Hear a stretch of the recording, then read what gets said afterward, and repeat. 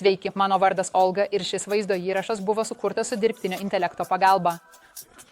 Dirbtinis intelektas keičia nekilnojamojo turto industriją, automatizuodamas rutininės užduotis, tokias kaip dokumentų apdorojimas, turto duomenų tikrinimas ir klientų užklausos. Tai ne tik sumažina apdorojimo laiką, bet ir sumažina klaidų skaičių. DEI sistemos analizuoja didelius nekilnojamojo turto rinkos duomenis, kad pateiktų tikslius turto vertės įvertinimus ir stebėtų rinkos pokyčius.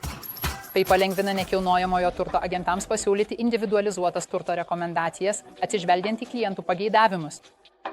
Tai taip pat pagerina klientų patirtį su virtualiomis turto apžvalgomis, leidžiančiamis potencialiems pirkėjams nuotoliniu būdu apžiūrėti namus. Tačiau su šiais patobulinimais kyla teisiniai iššūkiai, ypač susiję su duomenų privatumu ir atsakomybė. Svarbu, kad DEI sistemos laikytųsi duomenų apsaugos įstatymų ir veiktų skaidriai, užtikrinant vartotojų sutikimo gavimą. Kadangi DEI toliau auga nekilnojamojo turto srityje, būtina sukurti teisinę sistemą, kuris spręstų privatumo, atsakomybės ir etikos klausimus. Tai pramonė gali atskleisti visą DEI potencialą, tuo pačiu apsaugodama tiek vartotojus, tiek verslus. Susisiekite su Krovdia, kad sužinotumėte, kaip galime padėti jūsų nekilnojamojo turto verslui.